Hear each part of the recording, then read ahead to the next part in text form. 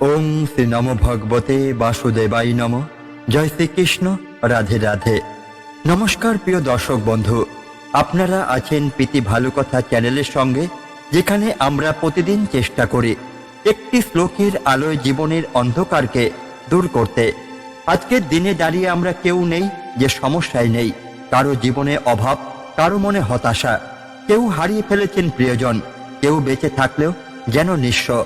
আমরা প্রশ্ন করি, কেন এত কষ্ট, কেন এত অন্যায়? আমি তো কাউকে ক্ষতি করিনি, তবে আমার জীবনে কেন এত অশান্তি? এমনই প্রশ্ন নিয়ে বহু যুগ আগে এক যুবক দাঁড়িয়েছিলেন কুরুক্ষেত্রের রণাঙ্গনে। তার নাম ছিল অর্জুন, যিনি যুদ্ধ করতে এসেছিলেন শত্রুর বিরুদ্ধে। কিন্তু যুদ্ধ শুরুর আগেই ধসে পড়লেন নিজের ভেতরে। যুদ্ধ বাইরে ছিল না, যুদ্ধ ছিল ভেতরের সংশয়, প্রেম, কর্তব্য এবং বিশ্বাসের মধ্যে। ঠিক সেই মুহূর্তে ভগবান শ্রীকৃষ্ণ তার রথের সারথি হয়ে দিলেন সেই অমৃতবাণী, শ্রীমদ্ ভগবদ গীতা। গীতা শুধু ধর্মগ্রন্থ নয়, এ এক জীবনের সহচর। গীতা এমন এক গ্রন্থ যা শুধুমাত্র পড়ার জন্য নয়, জীবন গঠনের জন্য। তাতে আছে ৬৭টি শ্লোক, ১৮টি অধ্যায়, কিন্তু প্রতিদিন সব পড়া আমাদের পক্ষে সম্ভবই নয়। তাই আমরা এখানে প্রতি পর্বে মাত্র একটি করে শ্লোক নিয়ে গভীর আলোচনা করি, যাতে আপনি প্রতিদিন মাত্র ৫ মিনিট সময় দিয়েও নিজের জীবন পরিবর্তনের পথ খুঁজে পান। এই গীতার প্রতিটি শ্লোক এমনভাবে গাথা যেন এক একটি ধ্বনি আপনার আত্মাকে জাগিয়ে তোলে, চেতনা দরজা খুলে দেয়। কেন গীতা পড়া জরুরি? আজকের দিনে মানুষের মন যেন অস্থির পাখির মতো, একবার এখানে যায়, একবার ওখানে। সামাজিক যোগাযোগ মাধ্যম, কাজের চাপ, সম্পর্কে টানাপোড়েন, সব মিলিয়ে আমরা আর শান্তিতে থাকতেই পারি না। এই অস্থির মনের জন্যই গীতা হলো একমাত্র আশ্রয়। গীতার প্রতিটি শ্লোক আপনার মনে বসে থাকা হাজারটা প্রশ্নের উত্তর দিতে পারে। আপনার যদি মনে হয় আমি একা হয়ে যাচ্ছি, কেউ আমার মনের কথা বোঝে না, আমি ভয় পাচ্ছি ভবিষ্যৎ নিয়ে, সবকিছু থাকার পরেও কেন যেন শান্তি পাচ্ছি না, তাহলেই বন্ধুরা, গীতা পড়া আপনার অধিকারই নয়, প্রয়োজন। আগের পর্ব ও আজকের আলোচনার সংযোগ হলো, আমরা ইতিমধ্যেই আলোচনা করেছি গীতার প্রথম অধ্যায়ের প্রথম থেকে ১৪ শ্লোক পর্যন্ত। প্রতিটি শ্লোকের মধ্যেই আমরা খুঁজে পেয়েছি আত্মসম্মানের শিক্ষা, কর্তব্যবোধের জাগরণ, সম্পর্কে টানাপোড়েন এবং নিজস্ব সিদ্ধান্তে পৌঁছানোর শক্তি। আজ আমরা প্রবেশ করব গীতার প্রথম অধ্যায়ের ৫০ শ্লোকে। এটি একটি অনন্য শ্লোক, কারণ এই শ্লোকে শুধুমাত্র শব্দ নেই, আছে শব্দের শক্তি, প্রতিজ্ঞার প্রতিধ্বনি এবং আত্মবিশ্বাসের গর্জন। এই শ্লোকেই আমরা জানতে পারি ভগবান শ্রীকৃষ্ণ বাজান তার দেবদত্ত নামক শঙ্খ, ভীমসেন বাজান পণ্ড শঙ্খ, আর অর্জুন বাজান গান্ডীবধারী হয়ে দ্বৈপায়ন শঙ্খ। এই শঙ্খ ধ্বনিগুলো কেবল যুদ্ধের ঘণ্টাই ছিল না, এই ছিল নিজ নিজ আত্মবিশ্বাস, লক্ষ্য এবং কর্তব্য পালনের আহ্বান। আজকের পর্বে কি পাবেন? আজকের পর্বে আমরা শুধুমাত্র শ্লোক পড়েই থামব না, আমরা এই শ্লোকের গভীরে যাব, মহাভারতের গল্প দিয়ে উদাহরণ আনব, শ্রীকৃষ্ণের ব্যাখ্যা তুলে ধরব এবং শেষে তুলে ধরব এই শ্লোক আমাদের আজকের জীবনে কিভাবে সাহায্য করতে পারে। বন্ধুরা, আপনাদের অনুরোধেই এই পথ চলা চলছে। আপনারা প্রতিদিন একটি শ্লোক শিখুন, হৃদয়ে ধারণ করুন, কারণ গীতার এই আলো শুধু আপনার নয়, আপনার পরিবারের, আপনার সমাজেরও দিশারি হতে পারে। চ্যানেলের পক্ষ থেকে বিনীত অনুরোধ, যদি এখনো আগের পর্বগুলো না দেখে থাকেন, প্লেলিস্টে গিয়ে দেখে নিন। আর যদি ভিডিও ভালো লাগে তাহলে একটি জয় শ্রীকৃষ্ণ লিখে আমাদের উৎসাহ দিন। চ্যানেলটি সাবস্ক্রাইব করে পাশে থাকুন, কারণ আপনার পাশে থাকাটাই আমাদের ভবিষ্যতের পথ। এখন চলুন শুরু করি আজকের শ্লোক, গীতার প্রথম অধ্যায়ের ৫০ শ্লোক, যেখানে শুধু যুদ্ধের প্রস্তুতি নয়, ভিতরে সাহসের শব্দ বাজে। শঙ্খ চ ভগবান দেব দেবদত্ত ধনঞ্জয়, পণ্ডদদ্ম মহাশঙ্খ ভীম কর্মা বিকদর।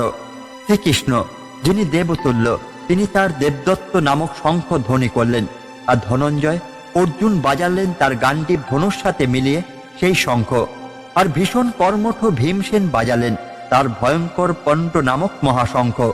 এই শ্লোকের মধ্যে শুধু একটি শঙ্খ বাজানোর কথা বলা হয়নি, এখানে উঠে এসেছে ৩ জন মহান ব্যক্তিত্বের শঙ্খ ধ্বনির মাধ্যমে যুদ্ধের সূচনা, এবং সেই সঙ্গে এসেছে প্রতীক, শক্তি ও ভক্তির গভীর বার্তা। ভগবান শ্রীকৃষ্ণ এখানে শুধুই একজন সারথি নন, তিনি হচ্ছেন ধর্মের রক্ষক, জ্ঞানের উৎস ও জীবন যুদ্ধের পথপ্রদর্শক। তার হাতে শঙ্খ, যার নাম দেবদত্ত। নামেই স্পষ্ট এটি কোনো সাধারণ শঙ্খ নয়, এটি সেই শব্দ যা দেবতা অর্থাৎ আত্মিক শক্তি, কল্যাণ এবং বিশ্বাসের প্রতীক। যখন শ্রীকৃষ্ণ এই শঙ্খ বাজান তখন তা যেন গোটা জগতে ছড়িয়ে পড়ে, তোমরা ভয় পেও না, আমি এখানে আছি সত্যের পক্ষে। এটি এক আত্মবিশ্বাসের সংকেত। জীবনে যখনই তুমি সংশয়ে থাকো, মনে রেখো ভগবান সেই দেবদত্ত বাজান তোমার অন্তরের ভেতর থেকে, শুধু তাকে শুনতে হবে। অর্জুন হলেন সেই মানুষ যিনি শত্রু পক্ষের বিরুদ্ধে যুদ্ধ করবেন, কিন্তু তিনি শুধু একটি সৈনিকই নন, তিনি আমাদের মতোই দ্বন্দ্বে ভরা এক চরিত্র।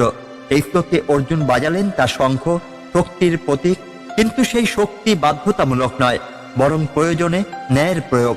শঙ্খ ধ্বনি তার সিদ্ধান্ত, আমি লড়ব কারণ আমি জানি আমি ন্যায়ের পক্ষে। আজকে যুগে যদি তুমি অন্যায়ের বিরুদ্ধে নীরব থাকো, তাহলে অর্জুনের মতো শঙ্খ বাজাও, নিজে ন্যায়ের কণ্ঠস্বর জাগাও। ভীমের মহাশঙ্খ পণ্ড নামের, তার গায়ে যেভাবে বল তেমনি হৃদয়ে আবেগ। তিনি শক্তির প্রতীক, কিন্তু সেই শক্তি শুধু রাগের নয়, সত্য ও নির্যাতিতের পক্ষে নেওয়ার শক্তি। ভীম যখন তার মহাশঙ্খ বাজালেন, তখন তা যেন প্রতিধ্বনিত হলো সমগ্র কুরুক্ষেত্রে, অন্যায়ের বিরুদ্ধে আমি আছি। ভীম আমাদের শেখান, ভয় না পেয়ে বলে সঠিক ব্যবহার শেখা উচিত। আমাদের জীবনও এমন মুহূর্তে আসে যখন আমাদের সাহসিক সিদ্ধান্ত নিতে হয়, তখন ভীমের মতো দৃঢ় হওয়া জরুরি। শঙ্খধ্বনি একটি বাহ্যিক শব্দ নয়, এটি আমাদের অন্তরের সংকল্প। শ্রীকৃষ্ণ বাজান সেই শঙ্খ যা তোমাকে বলে, ভয় পেও না, আমি তোমার সঙ্গে আছি। অর্জুন বাজান সেই শঙ্খ যা আমাদের বলে, নিজেকে চেনো, নিজের আদর্শে স্থির থাকো। ভীম বাজান সেই শঙ্খ যা বলে, জীবনে শক্তির প্রয়োজন, কিন্তু তার চেয়েও প্রয়োজন সাহসের। আজকের দিনে আমরা সবাই এক একটি যুদ্ধক্ষেত্রে দাঁড়িয়ে, কেউ চাকরি নিয়ে যুদ্ধ করছে, কেউ সম্পর্ক নিয়ে, কেউ নিজের মানসিক অবসাদ নিয়ে। এই শ্লোক আমাদের মনে করিয়ে দেয়, শঙ্খ বাজাতে হবে, যুদ্ধে সংকেত দিতে হবে। মানে দাঁড়ায় আমাদের সিদ্ধান্ত নিতে হবে, নিজেকে জানাতে হবে আমি প্রস্তুত। ভয় নয়, আত্মবিশ্বাস চাই, দ্বিধা নয়, সংকল্প চাই। এবং যখন তুমি শঙ্খ বাজাবে, তখন পুরো বিশ্ব শুনবে তুমি হার মানার জন্য জন্মাওনি। এই শ্লোকটির তাৎপর্য আরো ভালোভাবে বোঝাতে গেলে আমরা ফিরি উত্তরাধিকার যুদ্ধ অধ্যায়ে, যেখানে শ্রীকৃষ্ণ তার শঙ্খ বাজিয়ে কেবল যুদ্ধ ঘোষণাই করেনি, বরং অর্জুনের মনোবল পুনরুদ্ধার করেছিলেন। যখন অর্জুন পুরো বংশকে সামনে দেখে হতাশ হয়ে পড়েন, তখনই শ্রীকৃষ্ণ বলেন, যদি তুমি নিজেকে বিশ্বাস করো না, তাহলে কেউ তোমাকে বিশ্বাস করবে না। যুদ্ধ করার আগে নিজের ভেতরের ভয়কে পরাজিত করো। এই কথাগুলো যেন শঙ্খ ধ্বনি হয়ে আজও কানে বাজে। এখন আপনি ভাবুন, আপনার শঙ্খ কবে বাজবে? আপনি কি ভয় পেয়ে দাঁড়িয়ে আছেন, নাকি সাহস নিয়ে এগিয়ে যাবেন? আপনি কি দেবদত্ত, গান্ডীব ও পুণ্ড এই তিন শক্তির বার্তা ধারণ করেছেন? বন্ধুরা, গীতার প্রতিটি শ্লোক শুধু পুরানো কালের ইতিহাস নয়, প্রতিটি শ্লোক হচ্ছে আত্মবিকাশের পথ, সিদ্ধান্তের জায়গা, আত্মবিশ্বাসের উৎস। আজই শঙ্খ বাজান নিজের ভেতরে, সাহস জাগান, ভগবানের মতো স্থির হন, অর্জুনের মতো সচেতন হন, ভীমের মতো নির্ভীক হন। শ্রীকৃষ্ণ যখন দেবদত্ত নামক মহাশঙ্খ বাজালেন, তখন শুধু একটি শব্দই জেগে ওঠেনি, জেগে উঠেছিল এক বিশ্বস্ত প্রতিজ্ঞা। সে প্রতিজ্ঞা ছিল, যাই হোক সত্যের পাশে আছে, ভয় নয়, শক্তি আমার পরিচয়, তুমি একা নও, আমি আছি। গীতার প্রথম অধ্যায়ের 15 শ্লোকটি আমাদের শেখায়, জীবনের প্রতিটি সংকটের মুখে আমাদের দরকার এমন একজন যিনি শুধুমাত্র শব্দ দিয়ে নয়, হৃদয়ে নিঃশব্দতা সাহস জাগিয়ে তোলেন। শ্রীকৃষ্ণ হলেন সেই ব্যক্তি, যে ব্যক্তি যখন শঙ্খ বাজায়, একজন মানুষ যখন ভেতরে ভেতরে ভেঙে পড়ছে, যখন চারপাশ অন্ধকার, তখনও যদি তার হৃদয়ে কেউ থাকে যে বলে, ভয় পেও না, আমি শুনছি, আমি বুঝতে পারছি, তবে সেই ব্যক্তি নিজেও দেবদত্ত শঙ্খ হয়ে ওঠে।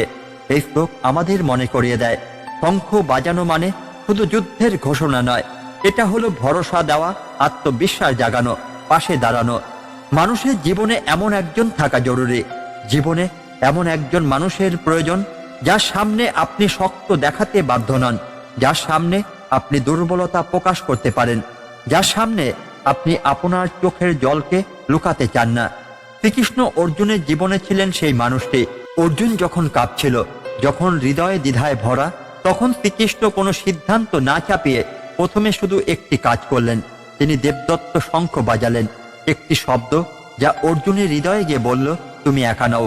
জীবনের যুদ্ধক্ষেত্রে আমাদের প্রত্যেকের দরকার একজন শ্রীকৃষ্ণ। আমরা সবাই কুরুক্ষেত্রেই আছি।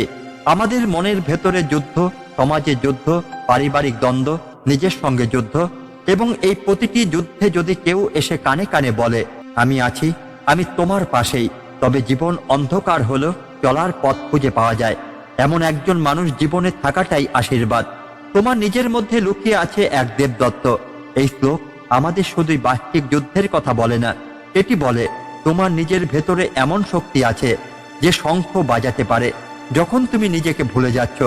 শ্রীকৃষ্ণ বলেছিলেন, পরিস্থিতি যত কঠিন হোক না কেন, যদি তুমি স্থির চিত্তে থাকো, কেউ তোমাকে পরাজিত করতেই পারবে না। তুমি কাকে সেই ভরসা দিচ্ছ? ভেবে দেখো, তুমি কি কারো শ্রীকৃষ্ণ হতে পারো না? তুমি কি কারো পাশে এমনভাবে দাঁড়াতে পারো না যাতে তারা মনে করে তোমার কাছে সব সত্য বলা যায়? এই যুগে সেই মানুষরাই শ্রীকৃষ্ণ, যারা অন্যের হৃদয়কে বোঝে, তার আড়ালে লুকিয়ে থাকা কান্নাকে শ্রদ্ধা করে। পঞ্চদশ শ্লোক শুধু যুদ্ধের ঘোষণার কথা নয়, এটি সংকেত দেয় সম্পর্কের, নির্ভরতার, সাহসের। আজকের সমাজে এই শ্লোক আমাদের শেখায়, কাউকে ভরসা দাও, নিজেকে ভরসা দাও, এবং মনে রেখো, শঙ্খ বাজিয়ে শুধু যুদ্ধ শুরু হয় না, ভয়ও দূর হয়, হৃদয় জাগে। যখন অর্জুন তার গান্ডীব হাতে তুলে নিলেন এবং শঙ্খ বাজালেন, তখন তা শুধু এক যুদ্ধের সূচনা ছিল না, তা ছিল এক আত্মদর্শনের অনুরণন, এক প্রাচীন যন্ত্রণার বেদনার প্রকাশ, এবং সেই সঙ্গে ভবিষ্যতে সংকল্পে দৃঢ় হয়ে ওঠা এক চেতনার ঘুম ভাঙানো আহ্বান। পঞ্চদশ শ্লোকের এই মুহূর্তটি আমাদের শেখায়, শঙ্খনাদের আওয়াজ শুধু বাইরের শত্রুকে ভয় দেখানোর জন্য নয়, এটি একটি অন্তর্জগতের বিদ্রোহের আওয়াজ। যেখানে আশা শেষ হয়, সেখান থেকে শুরু হয় আত্মশক্তির জাগরণ। জীবনে এমন সময় আসে যখন যাকে সবচেয়ে কাছের মনে করেছে সেই সব থেকে দূরের হয়ে ওঠে। যার জন্য সর্বস্ব নিংড়ে দিয়েছে, সেই হয়তো একদিন বলে বসে, তুমি আর আগের মতো নও। এই অবস্থায় আমাদের যা দরকার তা হলো অর্জুনের মতো গান্ডীব হাতে তুলে নেওয়া, শুধু অস্ত্র হাতে নয়, নিজের আত্মসম্মানকে রক্ষা করার অস্ত্র, নিজের আত্মবিশ্বাসকে সঞ্চার করার অস্ত্র, নিজের হৃদয়ে নীরব কান্না থেকে বেরিয়ে এসে শঙ্খ বাজানোর সাহস। কেন কাঁদছ? এমন মানুষের জন্য যে তোমাকে পাত্তাই দেয় না। এই প্রশ্ন যেন প্রতিধ্বনিত হয় অর্জুনের হৃদয়ে, যিনি মহারথী, যিনি গান্ডীবধারী, যিনি ধর্মের পক্ষে দাঁড়িয়েছিলেন। তার হৃদয়ে কাঁপন ছিল, চোখে জল এসেছিল। তবে সেই মুহূর্তে শ্রীকৃষ্ণ, যিনি দেবদত্ত বাজালেন, অর্জুনও তখন নিজেকে বললেন, এই যুদ্ধ শুধু কৌরবদের বিরুদ্ধে নয়, এই যুদ্ধ আমার নিজের ভেতরের ভগ্ন চেতনার বিরুদ্ধে। মানুষ যখন অপ্রাপ্তির ব্যথায় ডুবে যায়, অর্জুনের শঙ্খনাদের ধ্বনি যেন বলছিল, আমি বুঝি তুমি কি হারিয়েছ, আমি বুঝি কিভাবে নিজের লোকেই নিজের শত্রু হয়ে ওঠে। তবে যেন তুমি যদি নিজেকে ছেড়ে দাও, তবে এই পৃথিবীতে কেউ তোমার জন্য দাঁড়াবে না। তোমাকে নিজেই শঙ্খ বাজাতে হবে, নিজের অস্তিত্বের ঘোষণা নিজেকেই দিতে হবে। যে সম্পর্ক বোঝে না, তার কাছে নিজেকে ব্যাখ্যা করার দরকার নেই। ভগবদ গীতার এই অধ্যায়ে প্রতিটি শঙ্খ যেন এক একটি মানবিক যন্ত্রণার পরিণত রূপ। শ্রীকৃষ্ণের শঙ্খ আশ্বাস, ভীমের শঙ্খ প্রতিজ্ঞা, অর্জুনের শঙ্খ প্রতিবাদ। আর অর্জুনের প্রতিবাদ ছিল চুপ থাকার বিরুদ্ধে, বুঝেও কিছু না বলার বিরুদ্ধে, ভেঙেও হাসি মুখে থাকার অভিনয়ের বিরুদ্ধে। তার শঙ্খ বলছিল, আজ আমি বলবো, আজ আমি লড়ব, আজ আমি আর মাথা নিচু করব না। শ্রীকৃষ্ণ বলেন, অর্জুন, তুমি যতক্ষণ না নিজের সত্যের জন্য দাঁড়াবে, ততক্ষণ তোমার অস্তিত্ব কেউ গুরুত্বই দেবে না। তুমি যদি নিজেকে না বোঝো, পৃথিবীর কেউ তোমার ব্যথা বুঝবে না। এই যুগে অর্জুন হওয়া সহজ নয়, কিন্তু নীরব থাকা মানেই হেরে যাওয়া। এই যুগে যেখানে সম্পর্ক গড়ে ওঠে স্বার্থে, যেখানে বন্ধুত্ব বিকিয়ে যায় সুবিধার বিনিময়ে, সেখানে একজন অর্জুন হওয়া মানে নিজের অনুভবকে সম্মান করা, নিজের আত্মবিশ্বাসকে জাগিয়ে তোলা, নিজের কান্নাকে শক্তিতে রূপান্তরিত করা। গান্ডীব যখন প্রতিজ্ঞা হয়ে ওঠে, গান্ডীব কেবল একটি ধনুকই নয়, এটি ছিল অর্জুনের আত্মচেতনার প্রতীক। যখন আমরা অন্যের কাছে গুরুত্ব না পেয়ে হেরে যাই, তখন গান্ডীব আমাদের শেখায়, নিজেকে সম্মান দাও, নিজের শঙ্খ নিজেই বাজাও, নিজের সত্য নিজের কণ্ঠেই বলো। অর্জুনের শঙ্খনাদ ছিল আত্মচেতনার প্রথম ধ্বনি। আজ আপনার জীবনেও যদি কেউ আপনাকে অবহেলা করে, আপনার সত্যকে অস্বীকার করে, তবে চুপ থাকবেন না। আপনার হৃদয়ে গিয়ে শঙ্খ বাজান। আপনি গুরুত্বপূর্ণ, আপনি অমূল্য, এবং মনে রাখবেন, একজন অর্জুন শুধু যুদ্ধই করে না, সে নিজের নিঃশব্দ কান্না থেকেও জয় লাভ করতে জানে। যখন ভীমসেন তার পণ্ড নামের মহাশঙ্খ বাজালেন, তখন কেবল কৌরব শিবিরে আতঙ্ক ছড়িয়ে পড়েনি, ছড়িয়ে পড়েছিল এক অভ্যন্তরীণ বিপ্লবের শব্দ। এটা ছিল না কেবল যুদ্ধে নামার সংকেত, এটা ছিল একজন মানুষের হৃদয় থেকে উঠে আসা দীর্ঘস্থায়ী বেদনার বিস্ফোরণ। পণ্ড ধ্বনি ছিল ভীমের অন্তর্জগতের প্রেম ঘটিত যন্ত্রণার প্রতিবাদ। প্রেমে ভেঙে পড়া হৃদয় আর ভীমের গর্জন। প্রেমে মানুষ পাগল হয়ে যায়, এটাও সত্য, কিন্তু যখন সেই ভালোবাসা অন্যায়ভাবে প্রত্যাখ্যাত হয় কিংবা অবহেলায় পদদলিত হয়, তখন একটি প্রেমিক হৃদয় আর একজন সংগ্রামী হৃদয়ের মধ্যে যে যুদ্ধ শুরু হয়, তা বাইরের যে কোনো যুদ্ধের চেয়ে অনেক বেশি ভয়ঙ্কর। এটা ভীম জানতেন। পাণ্ডবদের একমাত্র এমন ভাই ছিলেন তিনি, যিনি হৃদয়ের গভীর বিষও সহ্য করতেন, আর বাইরের যুদ্ধে ছিল এক বিপুল মহাশক্তির ধারক। ভীম শক্তির প্রতীক, কিন্তু অন্তরে নরম এক ভালোবাসার মানুষ। ভীমের চরিত্র এমন এক প্রতিচ্ছবি, যেখানে বাইরে থেকে একজন অপরাজয় যোদ্ধা, কিন্তু ভেতরে একজন আহত প্রেমিক, নিঃসঙ্গ বন্ধু, নীরব সহনশীল এক হৃদয়। তিনি ছিলেন সেই মানুষ যিনি দ্রৌপদীর সম্মানের জন্য প্রতিজ্ঞা করেছিলেন, যুধিষ্ঠিরের সাম্রাজ্য ছিনিয়ে নেওয়া যাক, গান্ধারবরের অপমান করুক, কিন্তু দ্রৌপদীর চোখের এক ফোঁটা জল আমার অন্তরে আগুন লাগিয়ে দেবে। ভীম বুঝতেন প্রেম কাকে বলে, আর সেই প্রেম যখন অবহেলায় ভেঙে যায়, তখন মানুষ কিভাবে ভেতরে ভেঙে যায়। মনের যন্ত্রণা শরীরের ব্যাখ্যার চেয়ে ভয়ঙ্কর। আমরা অনেক সময় শরীরের কষ্টকে বড় মনে করি, কিন্তু কি আশ্চর্য, সেই ব্যথা আমরা ওষুধে সারিয়ে ফেলি।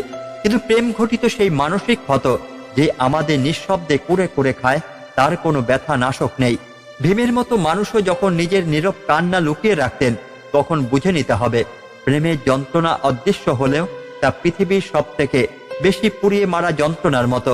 প্রেম বিষের চেয়েও বিপজ্জনক। কেন বললেন ভীম? কারণ প্রেম যখন একপাক্ষিক হয়ে যায়, যখন আপনি একা ধরে রাখেন হাজারো অনুভবের চিঠি, যখন যার জন্য সব ত্যাগ করেছেন সেই বলে বসে তুমি খুব বেশি চাও, তখন সেটা ভালোবাসা নয়, সেটা বিষ। ভীম জানতেন ভালোবাসা ত্যাগে পূর্ণ, কিন্তু একতরফা ভালোবাসা আত্মঘাতী। একটু খারাপ হতে শেখো, এই যুগের আত্মরক্ষার এক সত্য। আজকের যুগে যদি আপনি অতিরিক্ত ভালো হন, তবে মানুষ সেটাকে দুর্বলতা ভাববে। ভীম জানতেন অত্যাচারের প্রতিবাদ না করলে ভালোবাসাও অপমানিত হয়। তাই কখনো কখনো জীবনে একটু না বলতে শেখা, আবেগকে লুকিয়ে রাখা, নিজেকে ভালোবাসার জন্য নিজেই যথেষ্ট ভাবা, এটাই হলো ভীমের শিক্ষা। কেন ভীম আজকে যুব সমাজের প্রতীক? কারণ আজকের অনেক মানুষ যেমন ভালোবাসায় ঠকেন, তেমনি আবার সেই ব্যথা চেপে রেখে জীবনের যুদ্ধে লড়ে যান। ভীমের জীবন সেই গল্প, যেখানে একজন মানুষ নিজের আবেগে পুড়ে যায়, তবুও বাহ্যিক লড়াইয়ে অদম্য থাকে। তাই যারা প্রেমে ব্যর্থ হয়ে ভেঙে পড়েন, তাদের ভীমের থেকে শেখা উচিত। তুমি যদি ভেঙে পড়ো, তবু নিজের জন্য দাঁড়াও, তোমার শক্তির মহাশঙ্খ বাজাও, কারণ কেউ তোমার কান্না শুনবে না যদি না তুমি নিজের প্রতিবাদী আওয়াজ তোলো। গীতার ৫ শ্লোক আমাদের কি শেখায়? এই শ্লোকে প্রত্যেক সেনানায়ক শঙ্খ বাজাচ্ছেন, তাদের শক্তি, প্রতিজ্ঞা ও ভেতরের অনুভবের প্রকাশও ঘটাচ্ছেন। ভীম যখন পণ্ড মহাশঙ্খ বাজালেন, তার সেই আওয়াজ ছিল হারিয়ে যাওয়া ভালোবাসার ওপর প্রতিজ্ঞা, আত্মসম্মান ফিরে পাওয়ার জন্য লড়াই, এবং নিজের ভাঙা হৃদয় নিয়ে দাঁড়িয়ে থেকে জয় করার ঘোষণা। প্রেমে পড়ো, কিন্তু নিজেকে হারাবে না। এই শ্লোক আমাদের বলে ভালোবাসো, কিন্তু ভেঙে পড়ো না। বিশ্বাস করো, কিন্তু অন্ধ হয়েও না। নিজেকে দিও, কিন্তু পুরোপুরি নয়, কারণ নিজের জন্য তুমি দায়ী। যে আজ একা চলে যায়, সেই আগামীকাল নিজের জন্য সব থেকে বড় অনুপ্রেরণা হয়ে ওঠে। তাই বন্ধুরা, ভালোবাসার ব্যর্থতাকে নিজের শেষ নয়, নিজের নতুন শঙ্খনাদের সূচনা ভাবো। তুমি যদি কাউকে না পেয়ে কষ্ট পাও, তবে গীতার এই ৫ শ্লোক পড়ো। ভীমের মতো নিজের যন্ত্রণাকে শক্তিতে রূপান্তর করো। আমরা যত বড় হচ্ছি, যেন মানুষ ততই ছোট হয়ে যাচ্ছে, চেহারায় নয়, মননে, মূল্যবোধে এবং সম্পর্কের গভীরতায়। আজ আমরা ভাবি আমাদের শত্রুরা বাইরের কেউ, কিন্তু যদি চোখে ভালো করে তাকান, দেখবেন সবচেয়ে বেশি নিচে নামানোর চেষ্টা করে যারা, তারা আমাদের খুব কাছের কেউ। মাঝে মধ্যে নিজের ভাই, বন্ধু, আত্মীয়, এমনকি সঙ্গীর মুখেই সেই কথাগুলো শুনে, যা আমাদের ভেতর কাঁপিয়ে দেয়। আমরা প্রশ্ন করি, আমি এতটা খারাপ নাকি আমার ওই দোষ যে আমি সম্পর্ককে অতটা গুরুত্ব দিয়েছি? ভীমের মহাশঙ্খ বাজানো আত্মপ্রত্যয়ের ধ্বনি। গীতার ১ম অধ্যায়ের ৫ শ্লোকে ভীম যখন তার পণ্ড মহাশঙ্খ বাজালেন, তখন সেটা কেবল যুদ্ধের আহ্বানই ছিল না, তা ছিল একটা বিচারধীন আত্মীয়তার বিরুদ্ধে তার নিজের অস্তিত্বের ঘোষণা। দ্রৌপদী চুল টেনে হিঁচড়ে নিয়ে যাওয়া হলো সভায়, যেখানে বসেছিলেন সব আত্মীয়, ধৃতরাষ্ট্র, পিতামহ, ভীষ্ম, গুরু, দ্রোণ। কিন্তু তখন কেউ দাঁড়ালো না। যেখানে সবাই আত্মীয় হয়েও নীরব, সেখানে ভীমের মহাশঙ্খ ছিল তার হৃদয়ের অভ্যন্তরীণ ক্ষোভের বিস্ফোরণ। আজ আমাদের মধ্যেও কি একই ক্ষোভ জন্মায় না? সম্পর্ক টিকে থাকে যদি দুপক্ষই হারাতে ভয় পায়। ভেবে দেখুন, সম্পর্ক তখনই স্থায়ী হয় যখন দুজনেই একে অপরকে হারানোর ভয় পায়। একপাক্ষিক চেষ্টা সম্পর্ক হয় নিঃস্ব, ফাঁপা এবং কষ্টদায়ক। আপনি কি কোনো বন্ধুর জন্য বারবার খোঁজ নিচ্ছেন, অথচ সে কেবল ব্যস্ত? আপনি কি এমন কারোর জন্য কষ্ট পাচ্ছেন যে আপনার কষ্টকেই অস্বীকার করছে? তবে শোনো, ভীম বলে গেছেন, সম্পর্ক টিকিয়ে রাখতে নিজের সম্মান বিসর্জন দিও না। জীবনের প্রতিটি মানুষ কিছু না কিছু শিখিয়ে যায়। কোনো মানুষ আপনার জীবনে এলো এবং কষ্ট দিয়ে চলে গেল। আপনি বলছেন আমি কেন? ভুল প্রশ্ন। প্রশ্ন হওয়া উচিত আমি কি শিখলাম? কারো কাছ থেকে পেলে ভালোবাসা, কারো কাছ থেকে শিখবে দূরত্বের ভাষা। ভীম দ্রোণাচার্যের কাছ থেকে যুদ্ধ শিক্ষা পেয়েছিলেন, কিন্তু সেই একই দ্রোণ পাণ্ডবদের অপমান দেখে মুখ বুজে থাকেন। ভীম শিখেছিলেন প্রতিটি সম্পর্ক শিক্ষা দেয়। কেউ শেখায় কি করব, কেউ শেখায় কি করব না। জীবনে কিছু জিনিস বিনামূল্যে নিতে নেই। আজকের দিনে কেউ যদি অতিরিক্ত মিষ্টি কথা বলে অথবা বিনামূল্যে কিছু দিতে চায়, সতর্ক থাকো, কারণ হৃদয় সস্তা হয়ে গেলে সম্পর্ক মূল্যহীন হয়ে যায়। ভীমকে যখন পাশা খেলার পরে দাসত্বে পাঠানো হয়, তখন কেউ এসে বলে না, ভীম তুমি ঠিক করেছ। তিনি বুঝেছিলেন নিজেকে সস্তা করে দিলে সমাজও আপনাকে সস্তা ভাববে। নিজের ভুল না করে অন্যের ভুল থেকে শেখো। আমরা যদি প্রতিটি ভুল নিজের জীবনে করে শিখি, তবে হয়তো পুরো জীবন কেবল সেই ভুল শুধরাতেই কেটে যাবে।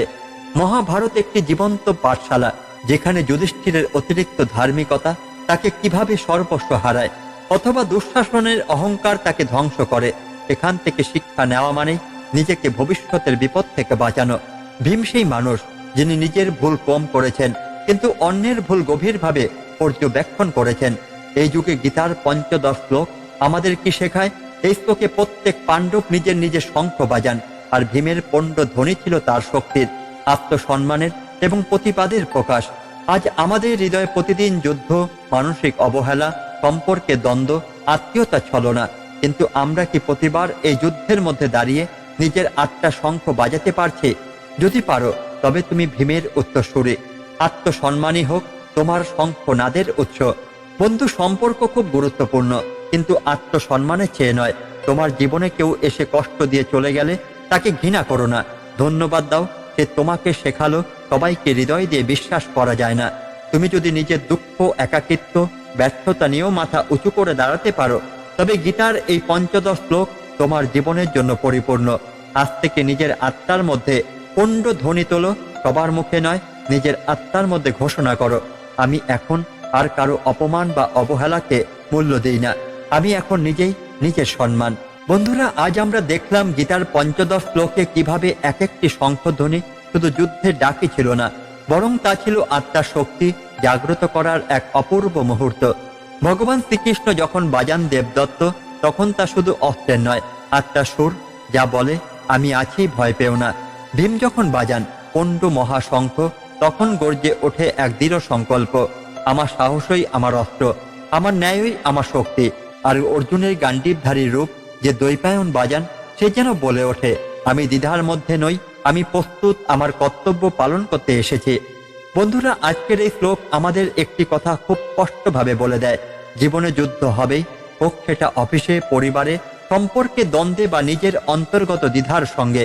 কিন্তু সেই যুদ্ধ জিততে হলে নিজের অন্তরের শঙ্খ বাজাতে হবে। নিজের সাহস, নিজের উপলব্ধি, নিজের বিশ্বাসকে প্রকাশ করতে হবে। নিজের কণ্ঠে বলতে হবে, আমি পারবো, কারণ আমি সত্যের পক্ষে আছি। আপনার জীবনে শঙ্খ কোথায়? জীবনের এমন অনেক মুহূর্ত আসে যখন কেউ আপনার পাশে থাকে না, কিন্তু তখনই নিজের দেবদত্ত আপনাকেই বাজাতে হবে। আপনার ভেতরে শ্রীকৃষ্ণ, আপনার বিবেক, আপনার সত্য, আপনার আশ্রয়, তাকেই ডেকে তুলুন। একটি শঙ্খ ধ্বনি মানে নিজের শক্তিকে ডাক দেওয়া। আপনিও ডাক দিন নিজেকে, আপনিও হয়ে উঠুন আপনার নিজের অর্জুন, ভীম আর কৃষ্ণ।